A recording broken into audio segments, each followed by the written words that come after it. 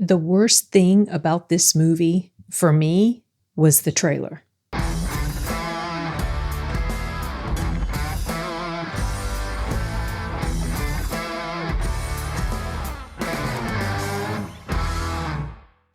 My main complaint about the Abigail movie has been from the very beginning, it was about the trailer. I would have personally preferred to have gone into this not knowing anything at all about the characters in detail. And unfortunately, the trailer for this film, I don't know why they did it. Maybe they felt like they had to sell it to a certain audience, and so they had this reveal in the trailer. It's unfortunate because I feel like the twist about her character would have had so much more impact for me if I had gone into it not knowing at all what was really happening. Despite that, I still had a great time with Abigail. I went to see it this evening and it was so much fun. I don't have a ton to say about it because it wasn't necessarily like something that just generated this super deep thinking in me or whatever, but it was just a really fun flick. Horror type of thing going on. And also I like the acting. I personally liked Melissa Barrera's performance in here more than in Scream 6 or 5 and 6. I feel like in those movies, she was just okay. She was not standout to me. The standout to me in those movies was Jenna Ortega. I felt like she outshone Melissa Barrera, but in this movie, she's basically the lead, or one of the main leads. And in this film, I thought she did a pretty good job. I liked her character. I liked her performance. I liked everyone's performances, especially the little actress who played Abigail.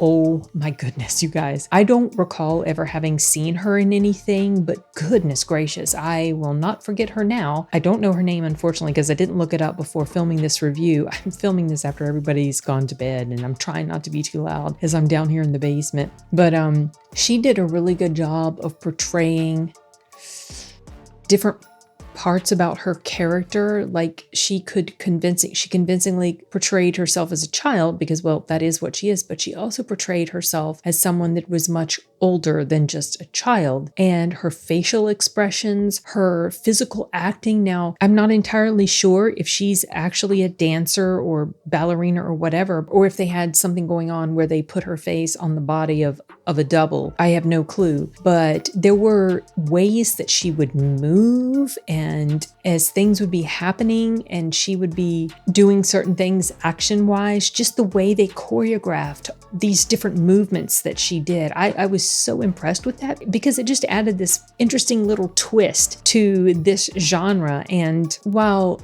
the genre itself isn't anything new, the way this story was constructed was I just had a blast with it. So basically the premise is these people have they've been hired to kidnap the daughter of some big guy, okay? And they don't know who this guy is, but they kidnap her, and then they find out that things are not exactly what they thought or expected at all, and chaos ensues. This film is about an hour and 50 minutes. Obviously, credits take off about 5 to 10 minutes of that. And I felt like the pacing was very well done. It wasn't too rushed, and yet at the same time, it didn't feel like it overstayed its welcome. You have the intro to the main character, or to Abigail. Then you have the intro to all the different people that are involved in this kidnapping thing that's going to be going on. Then you have them getting to the location, and eventually, as the evening continues on, they discover what they're really up against. And from then on, it just becomes this battle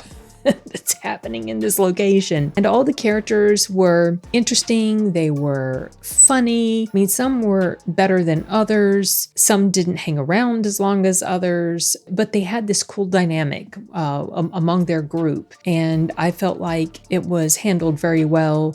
Catherine Newton is in here as well. And what's his name? Dan Stevens, guy who played in Downton Abbey, who is also branched out into a bunch of other things here. But yeah, it completely enjoyable. There were some typical things that happened, like maybe once or twice a typical moment, person going into a dark area when there's something strange going on, like, heck no, don't be doing that. But that was so minor. That part happened really like only once. And then afterwards, when it happened, there was an actual reason why they needed to be going into different places. Something I really enjoyed about this film was that there were several instances where my expectation of what was going to happen was completely subverted. By the time the film was drawing to a close, I came to expect that my expectations would be subverted. And so when something happened that didn't go the typical way that you might would expect, it didn't surprise me as much. And I was just interested to see, what was this going to mean? What's going to happen now? And I just liked how everything came full circle at the very end. And especially regarding the relationship between the character that Melissa Barrera plays and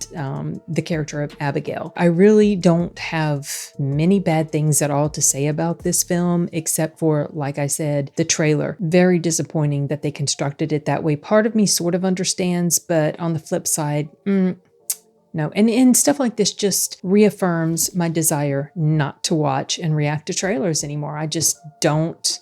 Sometimes I see them in movie theaters, and if I notice that it's something that I'm not particularly interested in, I don't necessarily actively stop paying attention to it. But when it's something I'm very interested in, yeah, I'll close my ears, I'll go outside of the theater or whatever. I don't think they do the movies a great service most of the time. There is a sort of in memory of at the very end of the movie, and I didn't recognize this person's name, so I looked it up, and then I found out that he's one of the characters in the film. He is the one who plays like a sociopath type of guy. He's described that way by Melissa Barrera's character. So that was kind of sad to see that, especially given the cause of his death. Anyway, something else I appreciated about this film, before things really got going like crazy, there was a scene with all the characters and they're analyzing each other. I really enjoyed that scene. It was, not necessarily anything super new, but I just liked how the dialogue was handled. And I had a feeling by the time that scene was happening, and this was early-ish on, by the time that scene was happening, I was thinking,